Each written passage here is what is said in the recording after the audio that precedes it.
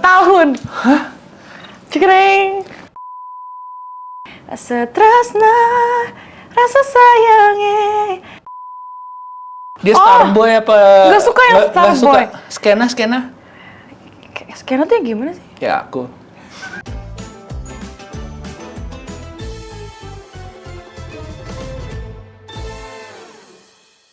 Spill at Infipop kembali lagi bersama Rizal Kadri. Halo. Udah siap untuk ngobrol-ngobrol bersama bintang tamu yang udah Anda lihat di thumbnailnya. Jadi intronya nggak usah lama-lama. Kita tepuk tangan dulu dong untuk Anggis Devaki. Hai. Karena kan kalau podcast-podcast lain tuh langsung kayak ada intronya dulu kayak dia adalah seorang musisi yang punya belasan lagu, sudah memulai karir dari dini. Nggak usah. Kita mah to the point aja. Terus ada VT-VT-nya. Ya jadi kita punya VT juga. Kamu pertama kali nyanyi di usia berapa? 10 tahun ini dia. Nggak usah. Nggak ada. Kita juga punya VT ketika kamu sedang melatih dirimu untuk lomba. Nggak ada. Anggis Devaki, apa kabar? Baik. Apa yang mau di-spill di hari ini di Spill at Infipop? Apa ya? Nah, bingung kan? Bingung. Aku juga bingung, makanya kita mulai. Tapi pastinya kalau misalnya lo yang nonton dan udah kenal sama Anggis Devaki, mungkin udah lihat dari beberapa ajang pencarian bakat. Udah tahu juga dari FYP TikTok ya kan, yang udah puluhan ribu orang-orang pakai soundnya untuk sebuah lagu yang judulnya Kisah Tanpa Dirimu. Yap, Kisah Tanpa Dirimu. Pertanyaannya untuk dirimu, baik nggak hatinya akhir-akhir ini? Jujur apa enggak? Jujur, karena kita butuh FYP. Kalau jujur enggak sih. Enggak. Coba ke kamera tapi ada mata berkaca-kaca dikit. Enggak jujur. Nggak jujur. Enggak, kalau baik-baik aja. Ini bisa ada efek nangisnya? Nggak ada. Paling efeknya mulutnya mirip monyet gitu. Ini sebuah lagu yang akhir-akhir ini mungkin orang sering dengar di radio, sering lihat soundnya beredar di mana-mana gitu ya. Itu dibikin sama seorang Anggis yang pada saat kita take video ini, itu kira-kira 6 bulan lalu sebenarnya lagunya, apa berapa? Sebenarnya lagunya udah ada di April 2023. Oh, setahun lalu lah, Bu? Jauh banget. Dan itu pun jauh belum lagu single yang terakhir, yang sebelumnya Bodoh judulnya. Aku? Bukan. Itu udah ada sebelum Bodoh. Oh, jadi ini duluan, baru Bodoh sebenarnya? Tapi karena prosesnya lama, karena kan yang bikin bertiga. Aku, Clara Riva, sama Tintin namanya.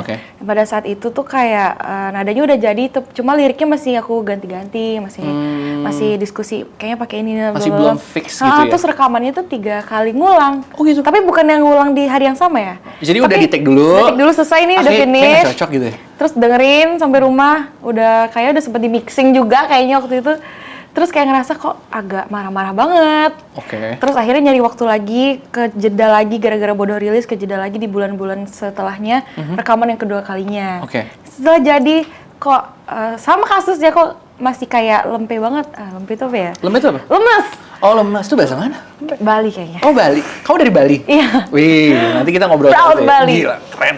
Terus. Lemes, terus akhirnya kejeda lagi promo-promo Bodoh. Akhirnya di Januari kemarin ini baru rekaman. Ingat banget 26 Januari kemarin baru rekaman. Yang ketiga ini akhirnya hasilnya dapet, terus Februari 29 langsung rilis. Aku mau cerita dikit dulu karena sebelum aku ngobrol sama kamu tuh aku sempat sedikit research soal kamu. Jadi aku dengerin salah satu interview kamu waktu kamu promo single Bodoh.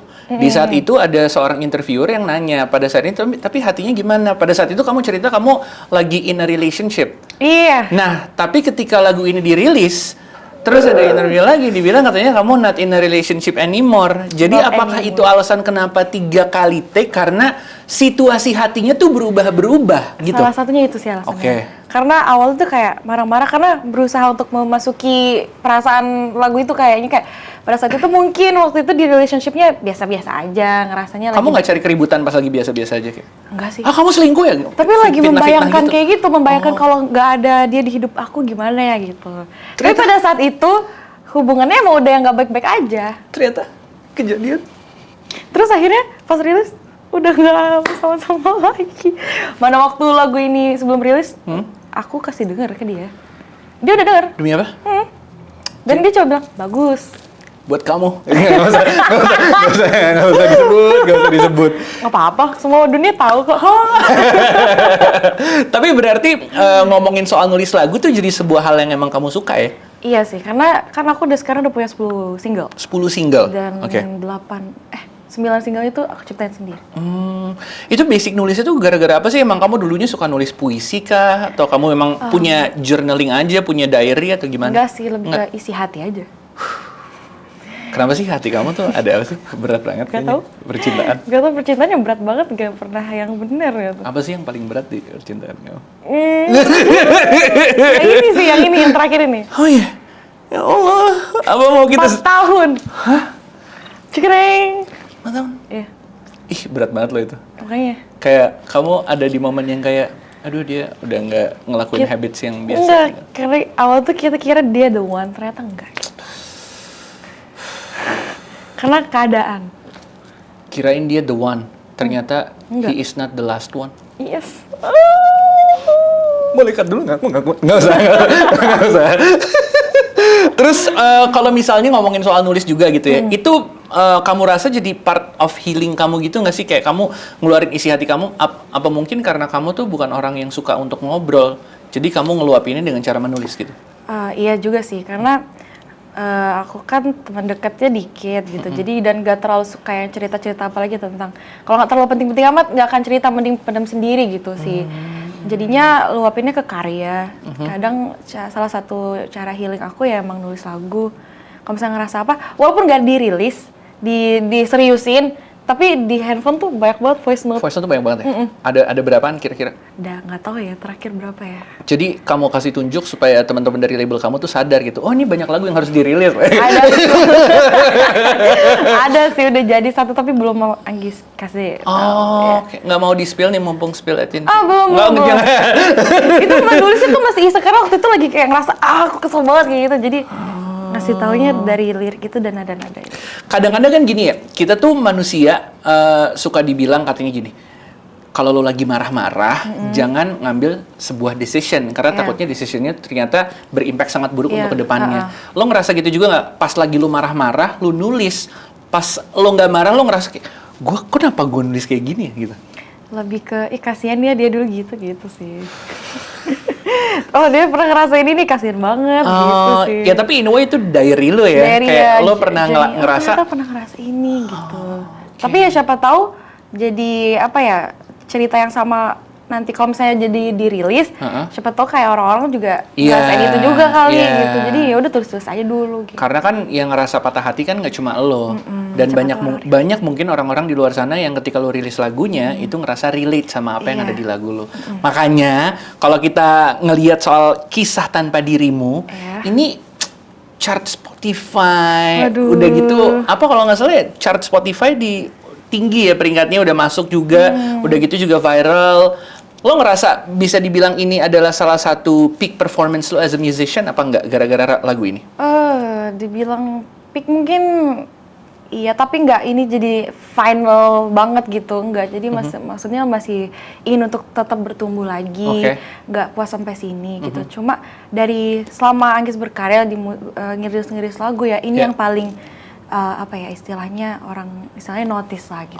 Yang paling jeder lah ya. Iya. So far ya. Tapi more to come. Tetap pengen berproses, tetap pengen belajar dan bertumbuh lagi gitu. Kalau lo sendiri ngerasanya sebagai orang yang menciptakan lagu ini juga dan menyanyikan lagu ini juga, kenapa sih bisa se-viral seperti sekarang kalau menurut lo?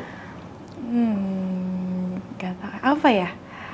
Kalau viral itu kayak bonus sih. Karena selama ini kalau setiap Anggis pengen rilis lagu tuh, yaudah yang penting itu emang dari hati, tulus. Kalau emang bonus dan angka, kalau emang viral dan angka itu emang bonus gitu. Dan bersyukurnya banyak orang yang notice lagu ini gitu sih. Jadi kayak apa ya? Ya nggak nyangka aja sih. Nggak nyangka aja ya. Tapi emang ya goalnya adalah gue nggak mau lagu ini gue rilis, gue akan viral gitu. Nggak ada anggapan kayak gitu ya? Enggak sih, itu kayak ya pasti kalau wish pasti ada kayak gitu. Ya. Cuma ya utamanya yang penting rilis dan emang nyampe pesannya tuh yang penting nyampe ke hati para pendengar itu dulu sih gitu. Iya. Ya kebukti juga sama komen-komen yang ada di sosial media lo gitu ya. Ada nggak komen yang lo masih inget sampai sekarang? Yang paling lucu sih gini. kayak gue lagi nggak galau, tapi kenapa kalau gue lagi denger lagu ini tuh jadi kayak ngerasa perempuan dan laki-laki yang paling sakit sedunia gitu sih.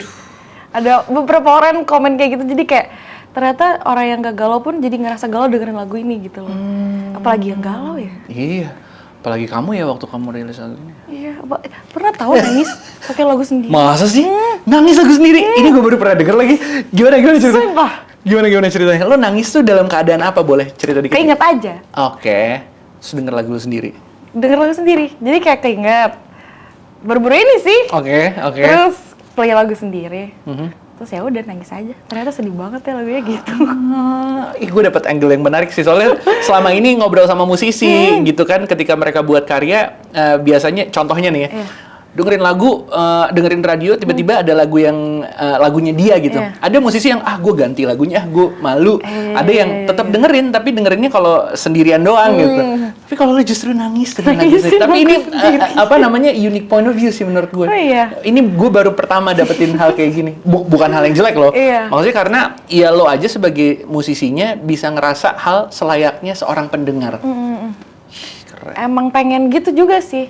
Jadi kayak ngeluarin karya emang harus bener-bener kitanya suka dulu, harus bener-bener ngerasa puas, baru ready untuk siapin orang denger gitu. Kalau misalnya, kalau menurut Anggisnya nggak puas atau apa, kayaknya nggak pede juga nanti gitu ya. Makanya sampai 3 kali ngulang rekaman itu kan kayak agak perfeksionis. Ya. Jadi kayak ya nggak apa-apa lah, yang penting itu kan karya bakal didengar sampai kapanpun itu ya. Iya benar. Jadi yang penting akunya puas dulu dan ready untuk dikasih dengar ke pendengar gitu. Coba komen juga, apakah ada yang nangis juga dengerin lagunya Anggis? Terus alasannya kenapa? Sama motivasi hidup abis itu apa? Nggak usah. Tapi lagu ini tuh fun fact-nya di-relate sama orang tuh bukan percintaan aja. Banyak yang bikin konten, soalnya kayak sorry abis ditinggal sama orang tuanya atau kayak gimana bilangnya? Ya personal life juga, tapi nggak harus soal sama pasangan. Sama pasangan, jadi kayak general gitu loh, orang bisa ngerelatein gitu. Karena kan lihat konten-kontennya tentang ibu dan anak, tentang orang tua dan anak, kayak gitu-gitu sih. Jadi cocok untuk semua sih. Konten kamu, nggak usah. Ayo buat konten. Lo sebagai seorang musisi, soloist, yang kalau misalnya gue dengerin katalog lo, beberapa lagu lo, contohnya seperti lagu sebelumnya Bodoh gitu. Emang benang merahnya tuh ada di musik yang ballad ya, cenderung galau gitu ya. Dan emang itu adalah ya market yang ada dari lo. Tapi di satu sisi kolamnya tuh gede banget ya. Kita lihat banyak soloist yang juga dengan genre yang sama, dengan karakter yang sama, atau mungkin kayak setipe sama lo gitu ya. Buat lo sendiri, seberapa susah untuk berada di persaingan itu? Sangat susah sih. Kenapa susahnya? Ya balik lagi kan sekarang musisi tuh sangat banyak banget, sangat diverse. Setiap Jumat selalu ada musik baru, ribuan jutaan musik baru. Ya wajar aja sih kayak untuk ada di dunia industri musik ini sangat susah untuk apalagi mempertahankan, apalagi dilihat gitu loh.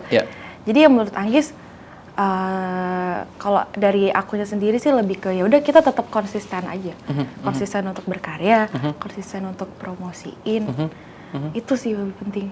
Oke, kalau menurut lo sendiri ya, ya ini lo sebagai musisi ya, yang lo bisa tawarkan ke penikmat musik di luar sana? Untuk rasa.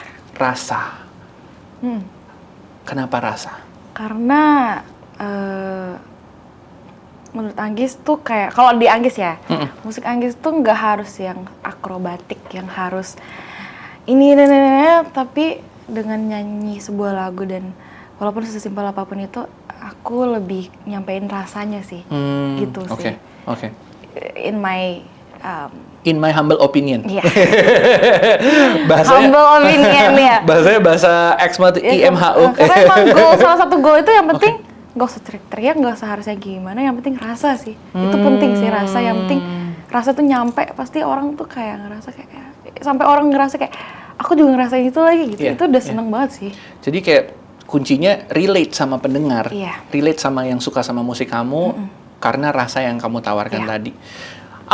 Apa ini yang kamu temukan setelah kamu berkarir di dunia musik? Karena yang kita tahu juga kamu tuh dari The Voice Kids, Idol, kamu udah ada di beberapa ajang pencarian bakat, gara-gara latihan, dalam tanda kutip latihan yang sangat besar dari waktu kecil itu yang membuat kamu menemukan rasa itu. Iya sih.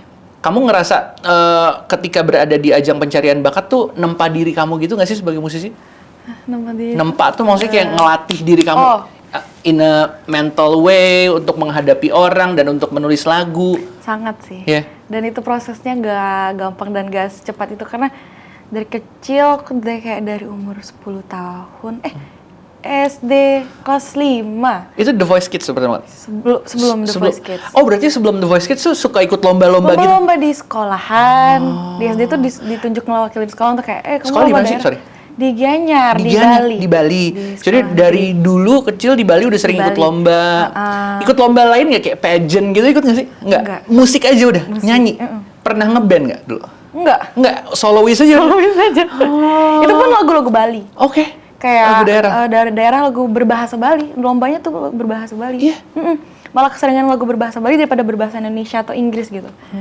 Jadi di daerah Bali tuh lomba-lomba tingkat daerah, tingkat sekolahan, kuliah-kuliahan gitu kan bikin acara lomba. Oh iya. Itu setiap minggu kayaknya ada aja yang ikutin. Job padet tuh ya dari dulu. Gak job sih, lebih ke lomba ya. Lomba padet ya dari dulu. Aku harus ikut pengalamannya banyak nih gitu. Oke. Dari lomba yang skalanya berarti masih di kota, masih di sekolah sama sekolah, di pensi-pensi, sampai akhirnya lo memberanikan diri The Voice Kids. Ceritanya gimana tuh The Voice Kids? Aduh, itu sangat, kalau jujur itu lebih ke aneh sih. Aneh kenapa? Karena berawal dari patah hati. Lu patah hati mulu lo? Betul, iya. Karena dulu kan nggak tahu ya masih cinta-cinta monyet gitu lah. Jadi abis udah cinta monyet lah putus gitu lah. Terus lebih ke bilangin gimana cara aku buktiin aku bisa lebih gitu loh. Jadi ngeliat iklan di TV The Voice Kids dan kayak bilang sama mama itu pengen ikut The Voice gitu. Padahal ya udah pengalamannya cuma sebatas kemarin lomba-lomba di sekolahan gitu doang. Ya udah nyari pengalaman aja juga kan sekalian. Terus ya udah ikut audisi di radio di Bali gitu, salah satu radio. Terus akhirnya audisi di situ, terus nunggu email. Akhirnya lolos ke Jakarta. Keren. Jadi bisa dibilang dengan lo berada di The Voice Kids itu adalah wujud pembuktian buat lo yang pernah nyakitin hati gue. Gitu kan? Kalau nggak salah tuh gitu nggak sih? Kasarnya itu. Kasarnya tapi gitu kan? Another side juga pengen ngelatih diri sendiri untuk kayak aku pengen punya pengalaman gitu sih. Pada saat itu aku ada di tim Tulus. Gila. Makanya ngefans sama Tulus. Iya, semenjak itu. Karena kan kita tahu personalnya dia. Beneran diajarin sama dia soalnya. Oh iya? Beneran diajarin sama Tulus. Terus kayak dilatih. Pokoknya jadi kita deket sama Tulus kayak jadi satu mobil diantar sama dia. Ini apa? Iya. Sekarang kalau lo telepon Tulus diangkat nggak? Tapi kalau WhatsApp-an iya. WhatsApp-an iya. Masih komunikasi lah ya. Kemarin aja dia manggung di salah satu mall di Kelapa Gading. Itu dia kayak nge-text Anggis duluan. Padahal Anggis ngomongnya sama manajernya. Kayak, Kak Anggis dateng ya gitu. Terus tiba-tiba terus WhatsApp Anggis. Dia bilang, Anggis katanya kamu mau dateng ya, terima kasih ya gitu. Gila. Jadi ya kamu lulusan Tulus ya? Ya. Makanya lulusan Tulus. Karena pesannya Tulus tuh selalu gitu. Kamu tuh punya rasa Anggis. Gitu. Jadi selalu ingat itu sih. Jadi balik dikit ya.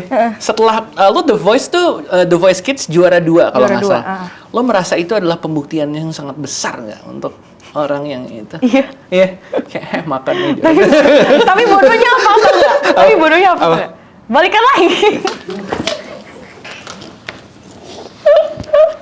Kamu bintangnya nggak sih, Anggis? Sagi. Oh. Gak enak. Nggak tahu. Gue sotoy doang. Gue tuh selalu kayak gini. Kalau misalnya gue tuh kayak gini. Kalau misalnya gue nanya orang bintangnya apa, gue selalu pasti dia nyebut nih. Orang tuh. Orang pede gitu ya. Kenapa ya what's wrong with Sagi? Demi Tuhan, gue kagak tahu. Sama. Nggak tahu. Gak ngikut juga zodiak kan. Tapi pasti enggak sorry. Tapi nggak percaya sama bintang-bintangan kayak gitu. Biasa aja. Tapi ngikutin juga. Mantannya masih ada kontak nggak? Oh, nggak. Itu udah lama banget SMP. Kadang-kadang SMA sih. Kadang-kadang kayak percintaan zaman dulu gitu ya. Kalau kita ngelihatnya sekarang, denger lucu aja sih. Kalau gue sih malu ya kalau gue. Sama sih. Mau ya gitu. Kok mau ya akhirnya balikan. bohongin gitu. Ya tapi untungnya ada momen seperti itu yang membuat kamu memberanikan diri untuk ikut audisi. Iya. Udah juara 2, terus udah punya pengalaman yang sangat luar biasa gitu. Belum sih. Ya alhamdulillah kan. Alhamdulillah. Kenapa mau ikut idol kalau gitu? Kan udah track recordnya udah besar, emang udah banyak. dari dulu tuh impiannya mau ikut idol sih. Oke. Untuk stage paling finalnya tuh emang impiannya tuh gimana caranya one day aku bisa ikut idol gitu. Jadi sempat ikut idol yang 2019. Oke. Itu gak lolos. Oh, jadi berapa kali sih sebenarnya lo Sempat ikut 1 kali. Satu kali. Gak lolos. Tahun 2019 itu berarti angkatannya Mali nih. Oke. Angkatannya Liodra. Oke. Itu gak lolos. Galau nggak tuh apa kayak? Ya pasti sedih, karena kan itu sebuah impian gitu. Udah sempet sampai ke Jakarta kan? Udah depan juri. Oh ya depan juri? Juri artis, iya. Tapi nggak ditayangin. Oke. Jadi kayak nggak ada ininya. Ya tapi latihan buat lo juga. Iya, gitu dan semenjak itu Anggis nggak patah semangat sih, lebih ke kayak ngasih tahu, oh mungkin belum waktunya, kamu belum ready untuk hadapin ini. Jadi kamu kayak harus lebih banyak belajar lagi. Jadi semenjak itu ya udah Anggis latihan kan.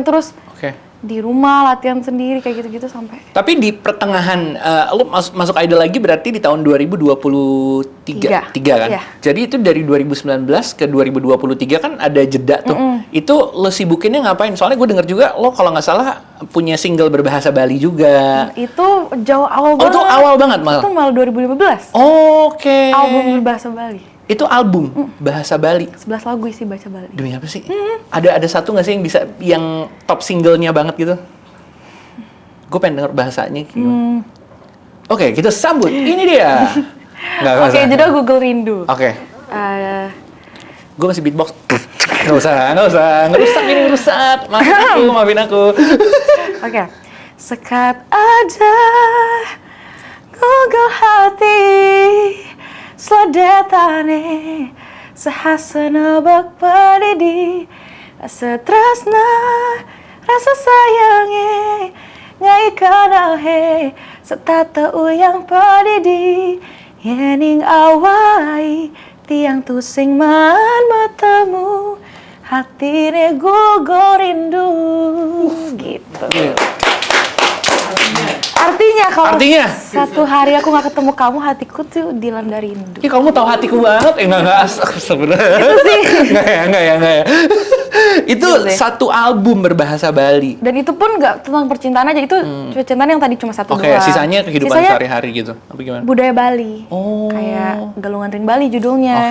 Itu kan kayak upacara adat dan keagamaan di Bali. Oke. Galungan Kuningan, iya. Terus Warga Dewata kayak keindahan alam Bali kayak gitu-gitu sih. Jadi lebih ke indahnya Bali gitu sih. Wah, gila. Siapa sangka gitu ya. Tapi sekarang kalau disuruh perform pakai lagu Bali, kayak kalau lo manggung di Bali masih suka dibawain apa enggak? Udah jarang sih. Udah jarang ya? Apa? Pengen sih. Kayak bawa unsur-unsur Bali gitu.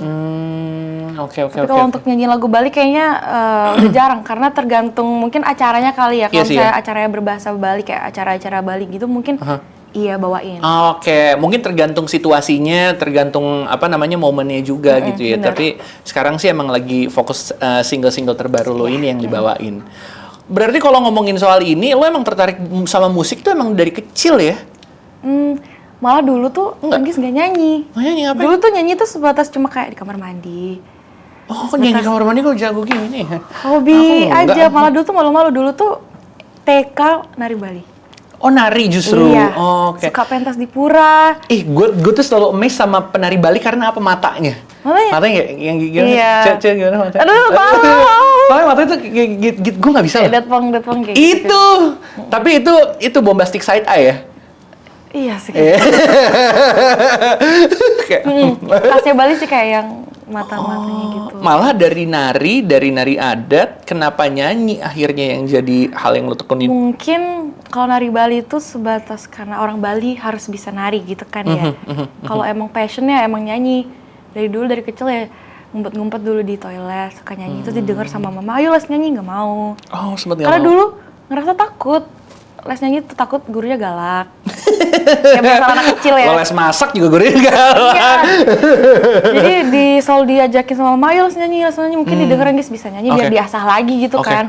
Gis selalu nggak mau nolak. Nah pada akhirnya waktu itu di random pilih sama kepala sekolah tuh Gis ditunjuk buat ini sekolah apa wakilin sekolah. Jadi mau nggak mau harus les nyanyi dong. Itu kelas 5 SD. 5 SD. Dan pada saat itu pun yang ngajakin les nyanyi itu bukan mama. Jadi temennya mama.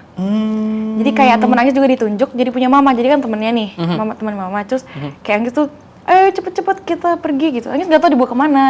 Ternyata udah nyampe di tempat les vokal ya nggak bisa kabur dong. Jadi sebenarnya kayak dijebak ya? Iya. Jadi udah nyampe les, aduh nggak bisa kemana, nggak tahu jalan pulang kan nggak mungkin, nekat itu di Denpasar jauh kan dari rumah.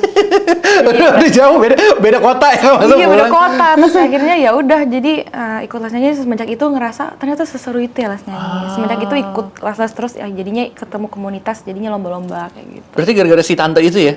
Tante siapa namanya? Lupa ya, si tante A ya? Tante, halo tante. Parah lu mana? Tapi gini berarti, dia bisa dibilang salah satu orang yang berjasa di karir musik lo. Karena kalau nggak dijebak dalam tanda kutip, nggak akan noles sih. Orang-orang yang berjasa tapi lo nggak nyangka tuh sebenarnya di karir musik tuh banyak ya.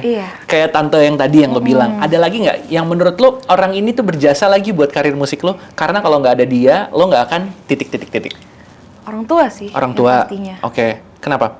Karena ya kalau nggak ada support mama papa kayaknya nggak akan bisa bertahan gitu sih. Iya sih. Karena mama papa sangat suportif banget dan sangat mendorong Anggis. Emang sesuportif itu sih. Karena kan punya orang tua yang suportif itu juga katanya rezeki. Iya. Walaupun ada juga orang-orang yang nggak didukung sama orang tuanya, tapi dia malah pengen ngebuktiin, malah akhirnya orang tuanya respect. Tapi di kasus lo ini ya orang tua lo ngedukung. Iya, dari awal tuh sangat mendorong banget. Diantar ikut lomba. Les, mama nganterin les terus. Bayangin setiap pulang sekolah dulu, mama yang jemput. Les pertama ke les ini. Setelah itu les nyanyi ke sini lagi. Jadi satu hari tuh 2 kali les nyanyi. Terus kumon nggak ada? Kumon? Nggak. Sempat. Oh sempat? Iya. Tersiksa? Nggak usah. Pressure sih. Pressure ya? Karena kan lomba-lombaan sama yang di samping. Yo. Cepet-cepet aja. Oh my God, ya orang udah selesai gitu. Kan ada waktu-waktunya kan? Iya benar. Akhirnya nggak kuat kan? Udah deh fokus nyanyi aja gitu. Tapi di saat akhirnya lo mulai serius untuk nyanyi gitu ya, yang jadi ya kita bisa bilang idola lo gitu. Oke, gue pengen banget kayak musisi A, kayak musisi B gitu. Ada nggak sih? Tulus sih. Tulus. Oke, kenapa Tulus nih? Karena selain dia adalah ya mentor lo berarti ya? Karena emang suka banget sama cara dia nyampein pesan di lagunya. Terus emang lagunya tuh emang penuh rasa banget. Jadi ya emang suka aja sih sama Tulus. Dan cara dia presentasikan stage dia juga. Oke. Jadi ya. Oke, kalau gitu 2 pertanyaan. Ini berhubungan sama Tulus. Kalau bisa bawain satu lagu Tulus tapi dengan aransemen ulang, lagu mana yang kira-kira kayaknya lo akan bawain? Jangan Cintai Aku Padanya. Oke, kenapa? Karena punya kenangan di situ sih. Pernah duet sama Tulus. Di lagu itu, waktu The Voice. Dan emang personally suka sama lagu itu. Yang kedua, kalau bisa bikinin lagu dan lo collab sama Tulus, kira-kira lagunya bercerita soal apa? Apa ya? Ini kan bisa jadi pitching ya. Iya kan? Siapa tahu gara-gara potongan ini FYP banget gitu kan. Bismillah gitu. Tentang kebersyukuran kali. Soal apa? Karir, hidup, percintaan? Bisa akan semuanya. Jadi bisa relate ke cinta, bisa relate ke kehidupan, bisa relate ke apa yang kita punya saat ini gitu sih. Kayak intinya bersyukur ya. Kayak, sebuah rasa syukur. Aku tuh bersyukur banget memiliki ini semua kayak gitu sih. Kayaknya pas nggak sih kita, Coach? Aku sih yes, enggak kenapa gue. Mudah-mudahan deh ini bisa terwujud gitu ya, karena kita nggak pernah tahu arahnya kemana gitu. Yang pasti adalah kalau kamu nyanyinya ikhlas ya kan, jadinya tulus. Iya. Enggak. Adanya. Tulus ikhlas. 2 jokes tidak kena lagi. Gue pernah ngelihat interview juga nih dari seorang ini sebenarnya yang pengen di-spill juga sih, kita pengen tahu. Katanya kalau lo bukan jadi musisi, lo pengen jadi pebisnis, betul? Iya. Dan itu katanya udah kejadian juga atau gimana? Udah sih sambilan sih. Sambilan. Sambilannya adalah bisnis yang berpusat di seputaran kecantikan. Skincare. Oke, jadi seneng ya bikin Get Ready With Me ya? Kadang. Kalau lagi mood. Apa sih bisnis itu? Bisnis skincare kayak serum, body lotion, emang kecantikan merawat diri gitu. Ya berawal dari emang ya cewek lah ya suka buat merawat diri gitu kan. Jadi kayak ya kesukaan kenapa nggak jadiin bisnis aja sambil belajar gitu sih. Tepatnya lebih sambil praktek aja. Oke. Apa namanya? Somniate. Iya. Artinya apa tuh? Kalau di vocab Inggris yang sangat-sangat vocab banget sih, itu dream, mimpi. Karena emang dari dulu Anggis tuh pengen banget punya brand sendiri. Oke. Dan itu akhirnya udah kejadian di 2022 kemarin? Iya. Sampai sekarang masih jalan apa gimana? Masih jalan. Lebih enak mana? Apa ternyata kan ada tuh ya, dia tuh bidangnya A nih, terus dia ternyata iseng-iseng ngelakuin bidang yang B, ternyata lebih seneng di bidang yang barunya ini. Apa kalau juga lebih seneng di dunia skincare gitu-gitu? Seneng-seneng aja. Tapi untuk sekarang ya fokus pertama nyanyi. Tapi nyanyi ya bisnis tetap jalan. Karena kan kalau misalnya bisnis itu kan ada pengalamannya ya. Ya kan ada pengalamannya kan ada kan. Apa ini? Tapi terjun ke dunia yang baru justru pengalamannya baru juga. Iya, jadi seru aja sih. Jadi belajar hal baru. Karena dari awal tuh yang ngurus Anggis semua. Oh iya? Kayak dari desain, ngehubungin pabriknya. Itu nggak ada yang bantuin, emang Anggis yang ngehubungin semua. Jadi emang biar Anggis belajar juga sih kalau tahu errornya di mana, kalau misalnya tahu salahnya di mana, harus kayak gimana. Kayak sampai trial kan kita bikin skincare tuh nggak harus langsung jadi gitu kan. Ada sampel-sampelnya. Jadi kayak kemarin rilis serum ya emang Anggis sendiri yang cobain pakai di muka Anggis. Jadi kayak aku akan terima konsekuensinya jika kalau serum ini nggak cocok di muka aku gitu. Sampai akhirnya menemukan serum yang cocok gitu. Jadi pakai muka sendiri buat coba. Itu tapi berani juga ya kalau tiba-tiba kenapa-kenapa gitu. Iya, ya. Ya tapi untungnya emang harus kayak gitu. Iya, jadi kalau Anggis ya. Karena kan emang kalau kayak punya produk sendiri tuh emang ya udah biar emang kitanya juga suka. Kayak emang kitanya emang nggak takut untuk ngasih ke orang-orang gitu. Jadi ya udah kalau emang kitanya suka pasti orang pasti akan. Iya benar sih ya. Ya katanya kalau pengen mulai bisnis mulai dari apa yang kita suka terlebih dahulu gitu ya. Berarti sebelum bisnis skincare kamu suka beli skincare macam-macam ya? Emang. Cobain tipe-tipe skincare gitu. Jadi sampai tahu yang kayak bahan-bahan niacinamide, salicylic acid itu untuk apa yang kayak gitu-gitu sampai udah tahu yang kayak gitu. Soalnya kan industri kecantikan tuh emang besar banget gitu ya. Dan peminatnya juga ya cewek-cewek pasti nggak mungkin nggak skincarean kan. Iya lagi. Mostly. Iya lagi. Jadi kayak orang-orang tuh kayak aku serum apa ya bagus ya kayak gitu-gitu sih. Sama relate ke diri sendiri juga sih. Pokoknya kamu kalau bisnis ya apapun yang kamu pakai itu yang kamu bisnisin gitu ya. Itu dulu gitu ya. Jangan dari jauh-jauh. Nggak mungkin rilis produk tapi kita sendiri nggak pakai gitu. Jadi emang harus bener-bener aku juga pakai. Tapi bisa buat cowok juga gitu nggak sih? Skincare kan nggak ada gender lah. Nggak ada gender. Tapi bisa buat kayak kulit aku gitu bisa. Bisa lah, cowok cewek tuh sebenarnya dasarnya sama aja kan. Bahan-bahannya juga sama, salicylic acid untuk jerawat. Yang mau cewek mau cowok sama aja ya, kan kebutuhan. Iya sih. Bukan yang harus cowok nggak harus pakai skincare itu enggak, karena itu kebutuhan. Kalau emang jerawatan ya harus diatasi gitu. Iya sih, biar aku bisa glowing gitu. Gimana sih caranya biar bisa glowing? Pakai dong Somniate. Nggak usah. Ada di keranjang. Yuk, check out. Tapi itu di 2022 berarti sebelum Idol ya? Sebelum Idol. Apa gara-gara, awalnya pengen fokus bisnis, tapi ternyata ada kesempatan berikutnya di dunia musik, disikat lagi dunia musiknya? Iya. Jadi waktu itu juga kehalang, jadi waktu pandemi kan udah prepare skincare sekitar 1,5 tahun prosesnya sampai launching. Jadi pas launching, udah ada launchingnya, malah 3 harinya lagi berangkat ke Singapura untuk kuliah. Iya. Ini ada nih, Singapore Institute of Management. Iya. Still college, yes? No? Udah S1 udah lulus. Oh, graduate? Nanti Agustus di keren.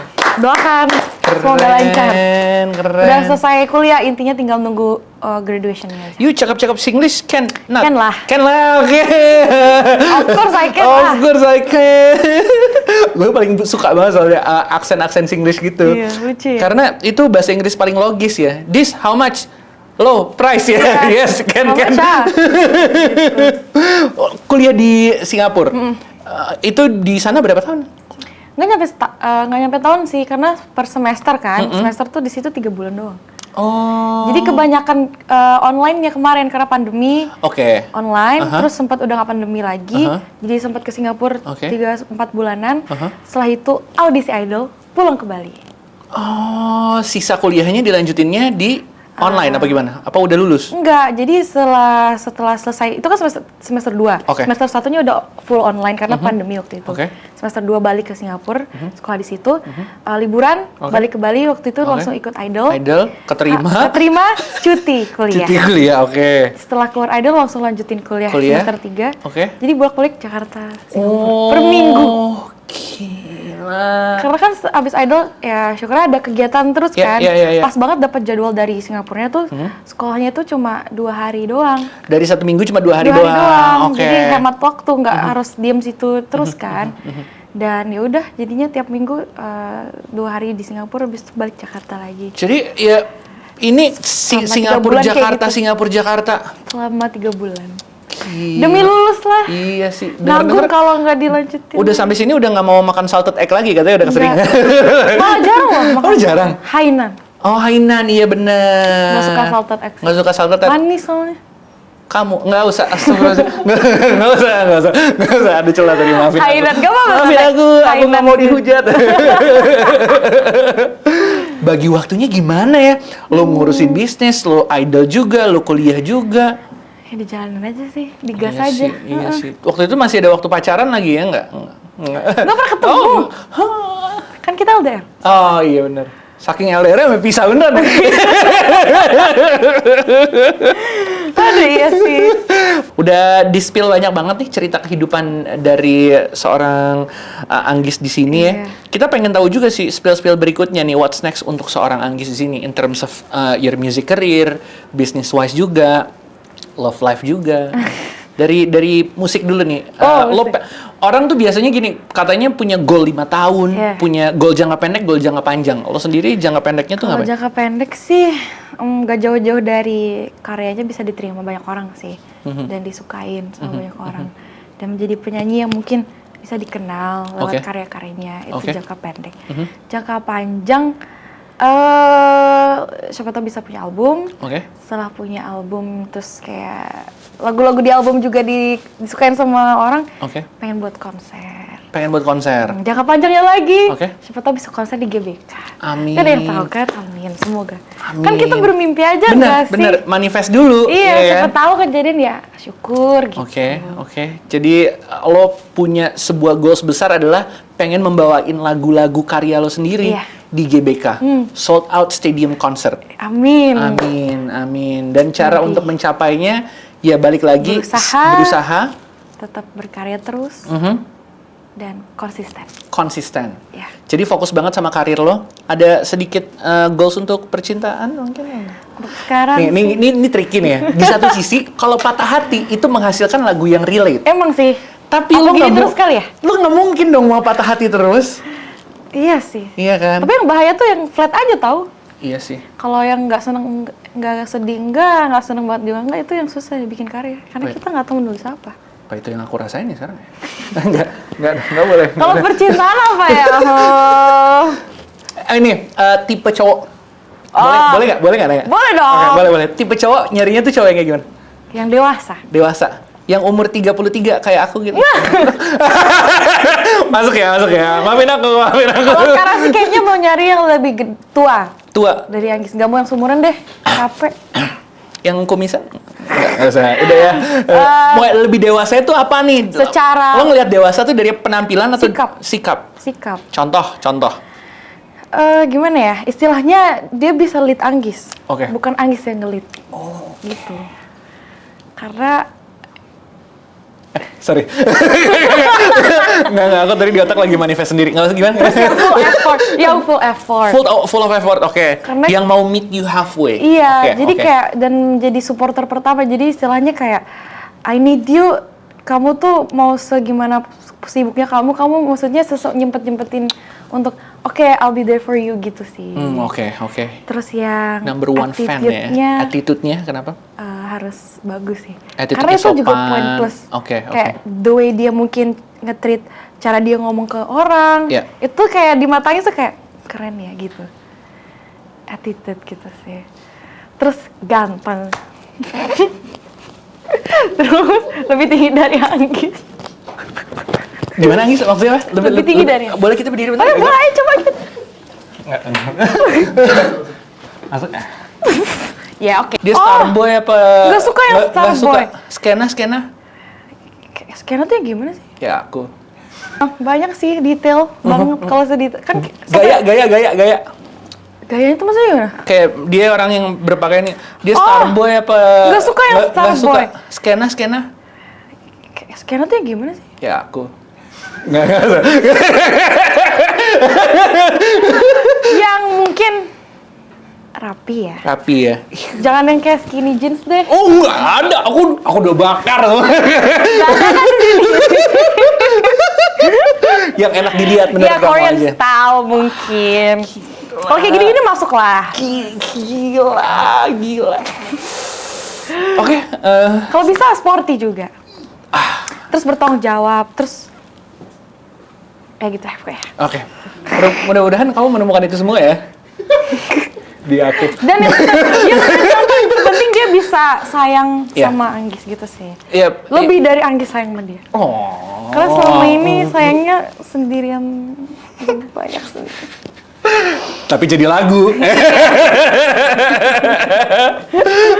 Percaya ya, kalau mau nyari jodoh atau minta jodoh tuh harus doa yang sangat detail. Detail. Iya, kalau itu sedetail tuh kayaknya Tuhan bilang ini orang bawel banget sih gitu. Ya doa lo kayak gimana sih kalau doa tuh? Itu satu. Ya Tuhan, aku pengen yang tadi apa ya? Yang dewasa. Dewasa, secara sikap. Attitude-nya baik, ganteng. Terus bagus. Terus tinggi. Keren, dewasa, number one fan. Bisa effortnya banyak. Nggak omdo doang. Panjang. Terus sayang sama keluarga. Bisa tahu bisa. masa depannya dia kayak gimana. Betul. Bisa ngelit aku. Betul. Terus besoknya doa lagi, ya Tuhan yang kayak kemarin ya Tuhan. Udah jawab, lupa. Anggis, makasih banyak udah datang ke Spill at Invipop. Udah banyak banget yang di-spill sampai doa-doanya kepada Tuhan mudah-mudahan diijabah. Yang terbaik untuk karir lo, semoga lo bisa mendapatkan yang menjadi goals lo, yaitu adalah manggung, membawakan lagu-lagu lo di konser tunggal di GBK. Amin astungkara. Abis ini, kita bakal ngajak Anggis untuk main game sama kita. Akan ada challenge lagi nih. Oh iya? Challenge. Siapa yang duluan saya? Enggak. Challenge-nya adalah tebak-tebakan lagu. Oke. Siapa takut? Terima kasih, Anggis. Terima kasih banyak.